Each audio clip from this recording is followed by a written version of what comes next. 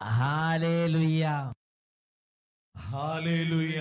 യേശുവേ ആരാധന, യേശുവേ ആരാധന, യേശുവേ ആരാധന. യേശുവേ ആരാധന. അപ്പോസ്തല പ്രവർത്തനം 16-ാം അധ്യായം 14-ാം തിരുലിഖിതം. പൗലോസ് പറഞ്ഞ കാര്യങ്ങൾ സ്വീകരിക്കാൻ തക്കവിധം കർത്താവ് അവളുടെ ഹൃദയം തുറന്നു. Hallelujah, hallelujah. പ്രിയപ്പെട്ട സഹോദരങ്ങളെ, ഒരു പുഴയുടെ തീരത്തുണ്ടായിരുന്ന പ്രാർത്ഥനാ കേന്ദ്രത്തിൽ ദൈവവചന പ്രഘോഷണത്തിൽ മുഴുകിയ പൗലോസ് ശ്ലീഹായെ കേട്ടുകൊണ്ടിരുന്ന ജനത്തിൻ്റെ ഇടയിൽ തിയത്തീറ പട്ടണത്തിൽ നിന്നുള്ള പട്ടു വിൽപ്പനക്കാരിയായ ലിദിയ ഉണ്ടായിരുന്നുവെന്നും പൗലോസ് പറഞ്ഞ കാര്യങ്ങളെ ഗ്രഹിക്കാനും അതുവഴി രക്ഷ പ്രാപിക്കാനും കർത്താവ് അവളുടെ ഹൃദയം തുറന്നുവെന്നും അപ്പോസ്തല പ്രവർത്തനം 16-ാം അധ്യായം 13-14 വാക്യങ്ങളിൽ നാം വായിക്കുകയാണ്. ഈ നിമിഷം നമുക്ക് എല്ലാവർക്കും എഴുന്നേറ്റ് നിൽക്കാം. ദൈവത്തിൻ്റെ അത്ഭുതകരമായ ഒരു ഇടപെടൽ നമ്മുടെ ഹൃദയങ്ങളിലേക്ക് വരണം. പരിശുദ്ധാത്മാവിൻ്റെ അഗ്നി നമ്മുടെ ഹൃദയത്തിൽ ജ്വലിക്കണം.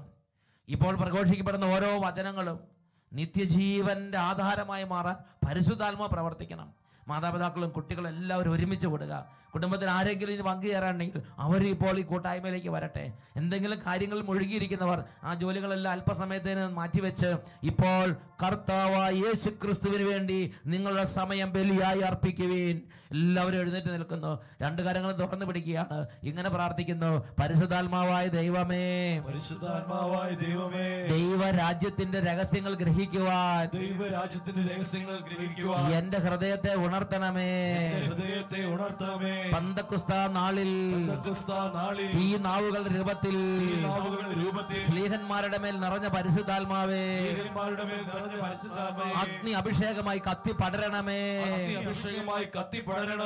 രണ്ട് കരങ്ങൾ ഉയർത്തി എല്ലാ കുടുംബങ്ങളും കർത്താവിനെ ആരാധിക്കട്ടെ, എല്ലാ സമൂഹങ്ങളും കർത്താവിനെ ആരാധിക്കട്ടെ. ഇപ്പോൾ ഈ ശുശ്രൂഷയിലേക്ക് ദൈവത്തിന്റെ അഗ്നി അഭിഷേകം അയക്കുകയാണ്. ഓ വലിയ വിടുതലിന്റെ അഗ്നി, ഓ വലിയ ഉണർവിന്റെ അഗ്നി ഇപ്പോൾ വ്യാപരിക്കുന്നു. ഉറക്കെ സ്തുതിക്കട്ടെ. ഹല്ലേലൂയ, ആരാധന, ആരാധന. ഓ അഗ്നിയേ, ഓ ശക്തിയേ, അഭിഷേകത്തിന്റെ ആത്മാവേ, ഉണർവിന്റെ ആത്മാവേ, ജ്ഞാനത്തിന്റെ ആത്മാവേ, കത്തി കത്തി പടരണമേ. ആരാധന, ആരാധന, ആരാധന, പരിശുദ്ധാത്മാവേ, പരിശുദ്ധാത്മാവേ,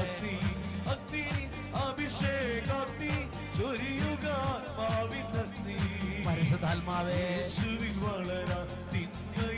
പരിശുദ്ധാത്മാവേ, പരിശുദ്ധാത്മാവേ,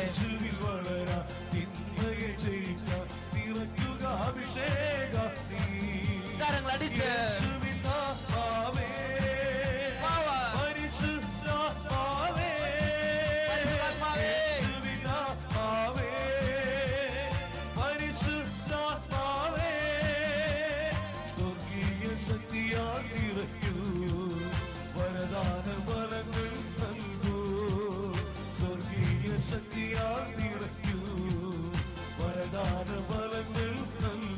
ഉണർവോടെ കൈയടിച്ച് അഭിഷേകാഗ്നി ചൊരിയുക ആവിന്ദത്തി, അഗ്നി അഭിഷേകാഗ്നി ചൊരിയുക ആവിന്ദത്തി. ഓ ദൈവത്തിന്റെ ആത്മാവേ, മദ്യപാനം, ചീട്ടുകളി, ദുർവൃത്തി, വഴക്ക്, കലഹം, തമ്മിത്തല്ല്, പ്രതികാരം, ജഡികാസക്തി, വ്യഭിചാരം, ബലാത്കാരം, മൃഗഭോഗം, ഒരുപാട് അശുദ്ധിയിലും പാപത്തിലും കിടക്കുന്ന പ്രിയ മക്കളിലേക്ക് വന്ന് ഇപ്പോൾ അത്ഭുത അഭിഷേകമായി കത്തിപ്പടരണമേ. പാപാന്തകാരം നീങ്ങിടുവാൻ വിശുദ്ധിതൻ വെണ്ണയം നിറയാ. ഓ ഹോളി സ്പിരിറ്റ്, ആത്മാവിൽ ജ്വലിച്ചിടുവാൻ അഭിഷേകം ഞങ്ങളിൽ വളരാ. പരിശുദ്ധാത്മാവേ, പാപാന്തകാരം നീങ്ങിടുവാൻ വിശുദ്ധിതൻ വെണ്ണയം നിറയാ. ആത്മാവിൽ ജ്വലിച്ചിടുവാൻ അഭിഷേകം ഞങ്ങളിൽ വളരാ.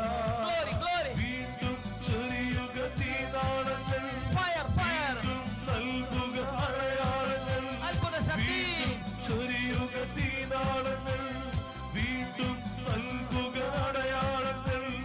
ഇന്നീ കൂട്ടായ്മയിൽ, കരങ്ങളടിച്ച് ഇന്നീ കൂട്ടായ്മയിൽ കരങ്ങൾ ഉയർത്തിയടിക്കുന്നു. യേശുവിനാത്മാവേ, പരിശുദ്ധാത്മാവേ, കരങ്ങൾ ഉയർത്തിയടിച്ച് യേശുവിനാത്മാവേ,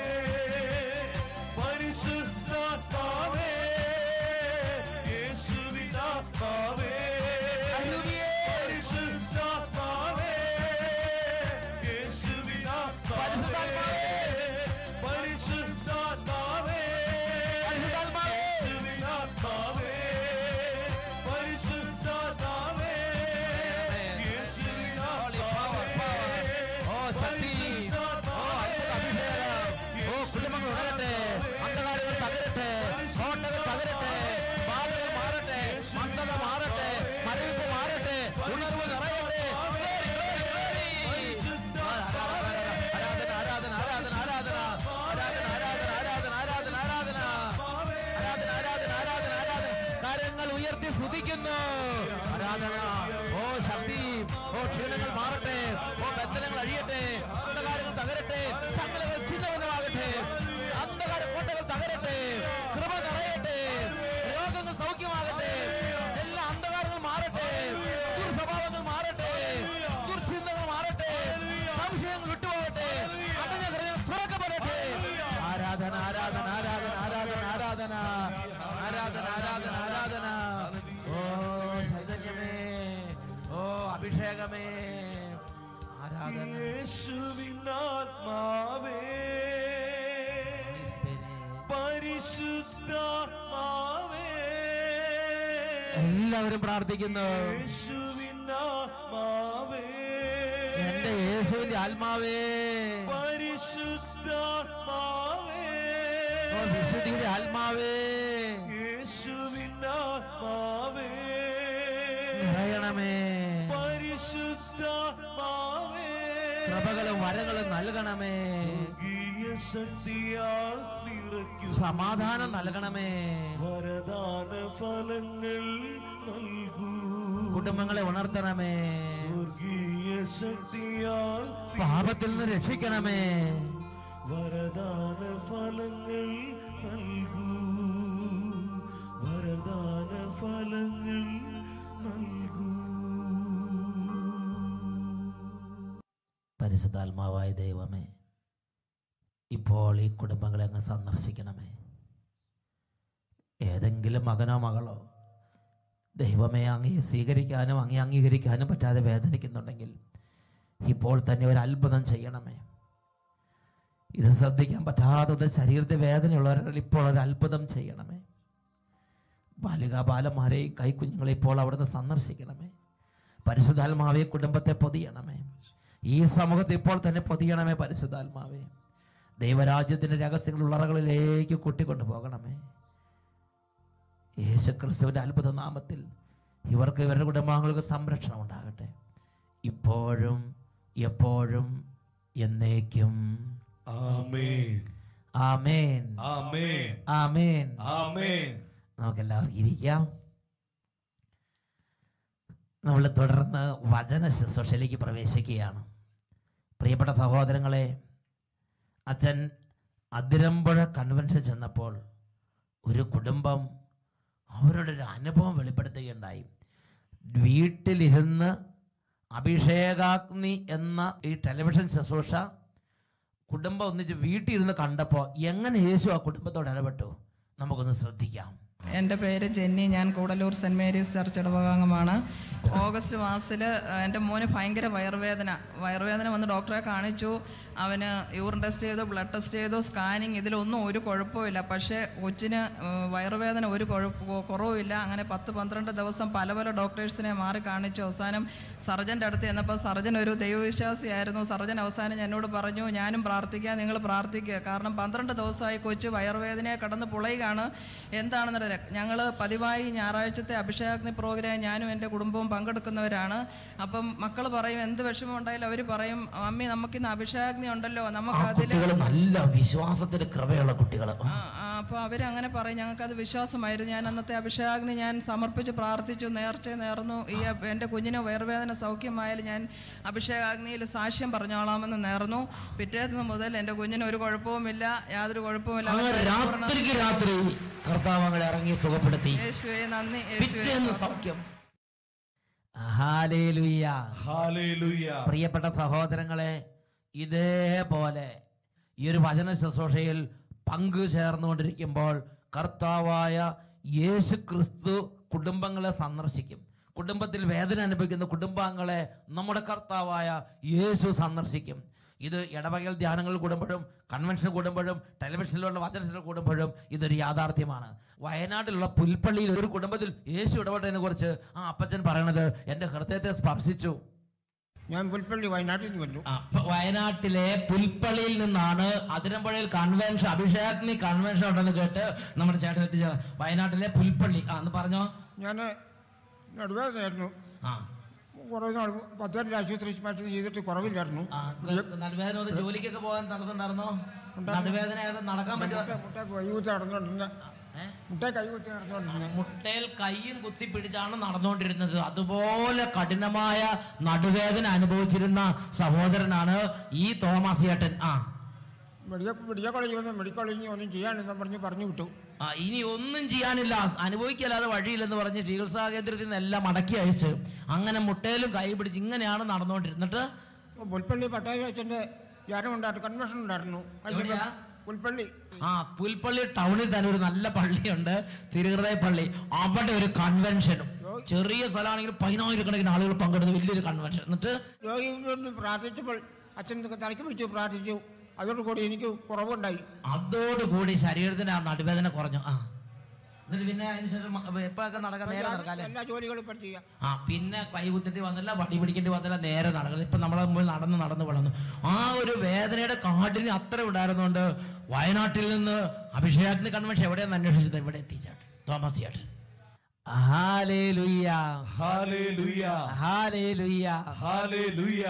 ഇന്ന് നാം ചിന്തിക്കുന്ന വിഷയം നിങ്ങളുടെ ശത്രുവിനെ നിങ്ങൾ അറിയുവിൻ എന്നതിനെ കുറിച്ചാണ്. പത്രോസിലേക്ക് എഴുതിയ 1-ാം ലേഖനത്തിൽ 5-ാം അധ്യായത്തിൽ 8ഉം 9ഉം തിരുലിഖിതങ്ങൾ. നിങ്ങൾ സമചിത്തതയോടെ ഉണർന്നിരിക്കുവിൻ. നിങ്ങളുടെ ശത്രുവായ പിശാച് അലറുന്ന സിംഹത്തെ പോലെ ആരെ വിഴുങ്ങണമെന്ന് അന്വേഷിച്ചുകൊണ്ട് ചുറ്റി നടക്കുന്നു. വിശ്വാസത്തിൽ ഉറച്ചു നിന്നുകൊണ്ട് അവനെ എതിർക്കുവിൻ. പ്രിയപ്പെട്ട സഹോദരങ്ങളെ, ഒരു വിശ്വാസി എന്ന നിലയിൽ നമ്മൾ മനസ്സിലാക്കേണ്ട അടിസ്ഥാനപരമായ ഒരു ആത്മീയ സത്യമാണ്, നമ്മുടെ ആത്മീയ ജീവിതത്തിന് ഒരു ശത്രുവുണ്ട്. നമ്മുടെ പ്രാർത്ഥന, ദൈവവിശ്വാസം, വിശുദ്ധി, ദൈവാരാധന, സ്വർഗത്തിലേക്കുള്ള നമ്മുടെ യാത്ര, ഇങ്ങനെയുള്ള ആത്മീയ മണ്ഡലത്തിൽ നമുക്ക് വേണ്ടി കൗശലങ്ങൾ ഒരുക്കി നമ്മളെ തളർത്താൻ വേണ്ടി, നമ്മളെ ദുർബലപ്പെടുത്താൻ വേണ്ടി ഉദ്യമിക്കുന്ന ഒരു ശത്രു നമുക്ക് വേണ്ടി, നമ്മുടെ പരാജയത്തിന് വേണ്ടി പ്രവർത്തിച്ചു കൊണ്ടിരിക്കുന്നുണ്ട്. എന്നാൽ അനേകം ക്രിസ്തീയ മക്കൾ ഈ ഒരു യാഥാർത്ഥ്യത്തെ ഗൗരവത്തിൽ എടുക്കുന്നില്ല. അതിനാൽ തന്നെ അവരുടെ ജീവിതത്തിൽ അവരുടെ ശത്രു അവർക്ക് വേണ്ടി കെണികൾ ഒരുക്കുമ്പോൾ ആ ശത്രുവിനെ തിരിച്ചറിയാനോ ശത്രുവിനോട് പോരാടാനോ കഴിയാത്ത വിധം അവർ ആത്മീയമായി ബലക്ഷയപ്പെട്ടവരായി കാണപ്പെടുകയാണ്. പ്രിയപ്പെട്ട സഹോദരങ്ങളെ, മറ്റനേക വ്യക്തികൾ ചിന്തിക്കുന്ന ഇങ്ങനെയാണ്: കത്തോലിക്ക സഭയ്ക്ക് ഈ ശത്രുവിനെ കുറിച്ച്, ഈ ആത്മീയ മണ്ഡലത്തിലെ ഇങ്ങനെയുള്ള ഈ എതിർ ശക്തിയെ കുറിച്ച് കാര്യമായ പ്രബോധനമുണ്ടോ എന്ന് ചോദിക്കുന്ന ആളുകളും എൻ്റെ ശ്രദ്ധയിൽപ്പെട്ടിട്ടുണ്ട്. ഈ അടുത്ത കാലത്ത് കത്തോലിക്ക സഭയുടെ മതബോധന ഗ്രന്ഥം എന്ന ഈ പുസ്തകത്തിൽ, catechism of the Catholic church എന്ന ഈ പുസ്തകത്തിൽ ഇതിനെക്കുറിച്ച് സഭയുടെ ഒരു പ്രബോധനം എൻ്റെ ശ്രദ്ധയിൽപ്പെടുകയുണ്ടായി. അത് ഞാൻ നിങ്ങളുടെ ശ്രദ്ധയിലേക്ക് കൊണ്ടുവരികയാണ്. 2850 ഗണ്ണിക മുതൽ 2854 ഗണ്ണിക വരെ കത്തോലിക്ക സഭയുടെ മതബോധന ഗ്രന്ഥത്തിന്റെ ഈ ഒരു വിഷയത്തെക്കുറിച്ചുള്ള ഒരു പ്രബോധനം നമുക്ക് കാണുവാൻ സാധിക്കും. അതിൽ ഇങ്ങനെയാണ് സഭ ദൈവമക്കളെ പഠിപ്പിക്കുന്നത്. നമ്മുടെ കർത്താവായ യേശുവിൻ്റെ അവസാനത്തെ യാചനാ പ്രാർത്ഥനയിലെ ഒരു സെന്റൻസ് സഭ ദൈവമക്കളുടെ പരിചിന്തനത്തിന് വെക്കുകയാണ്. അതാണ് 2850. അവരെ ലോകത്തിൽ നിന്ന് എടുക്കണമെന്നല്ല, പിന്നെയോ ദുഷ്ടനിൽ നിന്ന് കാത്തുകൊള്ളണം എന്നാണ് ഞാൻ പ്രാർത്ഥിക്കുന്നത്. വിശുദ്ധ യോഹന്നാന്റെ സുവിശേഷത്തിൽ 17-ാം അധ്യായത്തിൽ 14-15 വാക്യങ്ങൾ നമ്മൾ യേശുവിന്റെ പ്രാർത്ഥനയിൽ ഈ ഒരു ഭാഗം കാണുന്നുണ്ട്. യേശു പിതാവിനോട് പ്രാർത്ഥിക്കുകയാണ്, അവരെ ലോകത്തിൽ നിന്ന് എടുക്കണമെന്നല്ല, പിന്നെയോ ദുഷ്ടനിൽ നിന്ന് കാത്തുകൊള്ളണമേ എന്നാണ് ഞാൻ പ്രാർത്ഥിക്കുന്നത്. അപ്പൊ യേശു ഈ ഒരു യാഥാർത്ഥ്യത്തെ തൻ്റെ ശിഷ്യന്മാർക്കും തൻ്റെ അനുയായികൾക്കും വെളിപ്പെടുത്തി കൊടുക്കുകയാണ്. ഒരു ദുഷ്ടൻ, ഒരു ശത്രു ആത്മീയ മണ്ഡലത്തിലുണ്ട്. Praise the Lord. അതുകൊണ്ട് യേശു പിതാവിനോട് പ്രാർത്ഥിക്കുകയാണ്, പിതാവേ, ദുഷ്ടന്റെ കൗശലങ്ങളിൽ നിന്ന്, ദുഷ്ടാരൂപിയുടെ കുതന്ത്രങ്ങളിൽ നിന്ന് അവരെ കാത്തുകൊള്ളണമെന്ന് പിതാവിനോട് യേശു അപേക്ഷിക്കുകയാണ്. വീണ്ടും സഭ 2851 ഗണ്ണികയിൽ പഠിപ്പിക്കുകയാണ്, ഈ യാചനയിൽ തിന്മ ഒരു അമൂർത്ത അവതരണം മാത്രമല്ല, പിന്നെയോ സാത്താൻ, ദുഷ്ടൻ, ദൈവത്തെ എതിർക്കുന്ന മാലാഖ എന്നിങ്ങനെ ഒരു വ്യക്തിയെ സൂചിപ്പിക്കുന്നു. ദൈവത്തിന്റെ പദ്ധതിയുടെയും ക്രിസ്തുവിൽ പൂർത്തിയായ രക്ഷാകര പ്രവർത്തനത്തിന്റെയും മുമ്പിൽ പ്രതിബന്ധമായി തന്നെ സ്ഥാപിക്കുന്നവനാണ് പിശാച്. പല ആളുകളും പറയുന്നത് എങ്ങനെയാണ്, ഇരുട്ട് എന്ന് പറയുന്നത് പ്രകാശത്തിന്റെ ആബ്സെൻസ് ആണ് ഇരുട്ട്, അതുപോലെ നന്മയുടെ ആബ്സെൻസ് ആണ് തിന്മ എന്ന് ചില ആളുകൾ ധരിക്കുന്നതും പറയുന്നതും കണ്ടിട്ടുണ്ട്.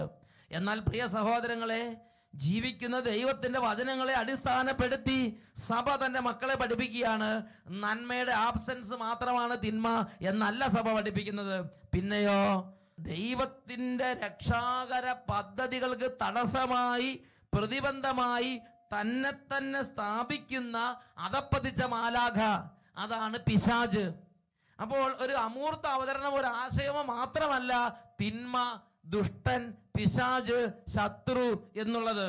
പിന്നെയോ അവൻ ദൈവത്തെ എതിർക്കുന്ന ഒരു മാലാഖയാണ്. അവൻ ദൈവത്തിന്റെ പദ്ധതികളുടെ മുമ്പിൽ ഒരു പ്രതികരണം, ഒരു ശല്യം പോലെ, ഒരു ഡിസ്റ്റർബൻസ് ആയി തന്നെ പ്രതിഷ്ഠിക്കുന്ന അധപ്പതിച്ച മാലാഖയാണ് പിശാച് എന്ന് തിരുസഭ 2851 ഖണ്ഡികയിൽ ദൈവമക്കളെ പഠിപ്പിക്കുകയാണ്. Hallelujah, hallelujah. 2852 ഖണ്ഡികയിൽ സഭ അതിനെ കുറിച്ച് പഠിപ്പിക്കുന്നത് ഇങ്ങനെയാണ്: ആരംഭം മുതലേ കൊലയാളിയും നുണയനും നുണകളുടെ പിതാവും പ്രപഞ്ചത്തെ മുഴുവൻ ചതിക്കുന്നവനുമായ സാത്താനിലൂടെ പാപവും മരണവും ലോകത്തിൽ പ്രവേശിച്ചു.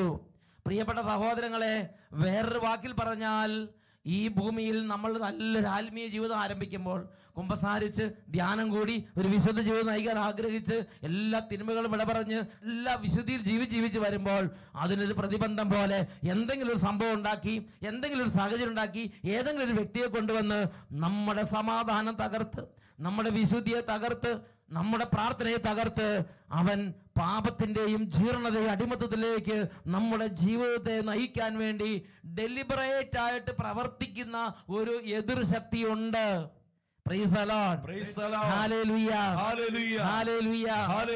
അതുകൊണ്ട് പത്രോസിലേക്ക് എഴുതിയ 1-ാം ലേഖനത്തിൽ 5-ാം അധ്യായത്തിൽ 8-ാമത്തെ വാക്യത്തിൽ പറയാണ്, വിശ്വാസത്തിൽ ഉറച്ചു നിന്നുകൊണ്ട് നിങ്ങൾ അവനെ എതിർക്കുവിൻ. ലോകം മുഴുവനിലുമുള്ള എല്ലാ സഹോദരന്മാരിൽ നിന്ന് ഇതേ സഹനം തന്നെയാണ് ആവശ്യപ്പെട്ടിരിക്കുന്നത് എന്ന് നിങ്ങൾ അറിയണം. ദൈവത്തിന്റെ വചനം പറയാണ്, അവനെ വിശ്വാസത്തിൽ ഉറച്ചു നിന്നുകൊണ്ട് എതിർക്കണം. ദേവാലയത്തിൽ പോകാൻ മടി തോന്നുമ്പോൾ വിശ്വാസത്തിൽ എതിർത്ത് അവനെ കീഴ്പ്പെടുത്തി ദേവാലയത്തിലേക്ക് പോകണം. കുമ്പസാരിക്കാൻ മടി തോന്നുമ്പോൾ വിശ്വാസത്തിൽ ഉറച്ചു നിന്ന് എതിർത്ത് ആ ചിന്തയെ കീഴ്പ്പെടുത്തണം. സന്ധ്യാപ്രാർത്ഥനയ്ക്ക് കയറാൻ മടി തോന്നി അലസ മാർക്കറ്റിലേക്ക് പോകാൻ, ജംഗ്ഷനിലേക്ക് ഇറങ്ങി സംസാരിക്കാൻ, അങ്ങനെ സന്ധ്യാപ്രാർത്ഥനയ്ക്ക് മാതാപിതാക്കന്മാരുടെ കൂടെ ചേരാൻ തടസ്സം തോന്നുന്ന ചിന്തകൾ വരുമ്പോൾ വിശ്വാസം കൊണ്ട് എതിർത്ത് അവനെ കീഴ്പ്പെടുത്തണം. അതാണ് യാക്കോബ് ശ്രീകളുടെ ലേഖനത്തിൽ 4-ാം അധ്യായത്തിൽ 7-ാമത്തെ തിരുലിഖിതം. ആകയാൽ നിങ്ങൾ ദൈവത്തിന് വിധേയരായിരിക്കുവിൻ, പരിശുദ്ധാത്മാവിന്റെ പ്രചോദനം നിങ്ങൾ വിധേയരായിരിക്കുവിൻ, പിശാചിനെ എതിർത്തു നിൽക്കുവിൻ, അവൻ നിങ്ങളിൽ നിന്ന് ഓടിയകന്നുകൊള്ളും. ഈ പിശാചിന്റെ ഉപദ്രവം നമ്മുടെ കുടുംബത്തിൽ നിന്നും നമ്മുടെ ജീവിതത്തിൽ നിന്നും മാറ്റിക്കളയാൻ ആഗ്രഹിക്കുന്നുണ്ടെങ്കിൽ വചനം ഒരു വഴി പറഞ്ഞു തരികയാണ്. യാക്കോബ് 4:7, പിശാചിനെ എതിർത്തു നിൽക്കുവിൻ, അവൻ നിങ്ങളിൽ നിന്ന് ഓടിയാകുന്നുകൊള്ളും. Hallelujah, hallelujah. എപ്പോഴും അശുദ്ധ അല്ലെങ്കിൽ വളരെ ബാഡായ, വളരെ അശ്ലീലമായ സൈറ്റുകൾ സന്ദർശിക്കാൻ തോന്നുക, അല്ലെങ്കിൽ അശുദ്ധ ചിത്രങ്ങൾ കാണാൻ തോന്നുക, അല്ലെങ്കിൽ അശുദ്ധ കൂട്ടുകെട്ടിലേക്ക് പോവുക, മദ്യപിക്കാൻ തോന്നുക, പുകവലിക്കാൻ തോന്നുക, അല്ലെങ്കിൽ പള്ളി പോകാതിരിക്കാൻ തോന്നുക, എപ്പോഴും ഇങ്ങനെയുള്ള പാപ സങ്കേതങ്ങളിലേക്ക് ഓടിപ്പോകാൻ തോന്നുക, മാതാപിതാക്കൾ വെറുപ്പ്, അങ്ങനത്തെ പീഡയുണ്ടെങ്കിൽ പ്രിയ പൈതലെ, ഒരു ശത്രു പീഡ, ഒരു ആത്മീയ പീഡ, ആത്മീയ മണ്ഡലത്തിൽ നീ അന്ധകാരത്തിന്റെ പീഡ അനുഭവിക്കുന്നുണ്ട്. നീ അതിനെ എതിർത്ത് തോൽപ്പിച്ച് അതിനെ നീ കീഴ്പ്പെടുത്തണമെന്ന് ദൈവത്തിന്റെ ആത്മാവ് ഇന്ന് ഈ സായാഹ്നം നിന്നോട് ആവശ്യപ്പെടുകയാണ്. ഈ നിമിഷങ്ങളിൽ എഴുന്നേറ്റ് നമുക്ക് പ്രാർത്ഥിക്കാം. കുടുംബത്തെ അലട്ടുന്ന എന്തെങ്കിലും അന്ധകാരം ഉണ്ടെങ്കിൽ കർത്താവായ യേശുവിന്റെ നാമത്തിൽ പ്രാർത്ഥിക്കുമ്പോൾ അത് ഛിന്നഭിന്നമായി പോകും. ലൂക്കായുടെ സുവിശേഷം 10-ാം അധ്യായം അതിൽ 17 മുതൽ തിരുലിഖിതങ്ങൾ. ശിഷ്യന്മാർ വന്ന് പറഞ്ഞു, കർത്താവേ, നിന്റെ നാമത്തിൽ പിശാചുകൾ പോലും ഞങ്ങൾക്ക് കീഴ്പ്പെടുന്നു. യേശു പറഞ്ഞു, സാത്താൻ ഇടിമിന്നൽ പോലെ നിപതിക്കുന്നത് ഞാൻ കണ്ടു. നമ്മൾ പ്രാർത്ഥിക്കുമ്പോൾ, വിശുദ്ധ ജീവിതം നയിക്കുമ്പോൾ, അതുപോലെ ഒരു ആത്മീയ ശുശ്രൂഷയിൽ പങ്കുചേരുമ്പോൾ സംഭവിക്കുന്ന ഒരു യാഥാർത്ഥ്യം, അവിടെ സാത്താൻ ഇടിമിന്നൽ പോലെ നിവദിക്കുന്നു.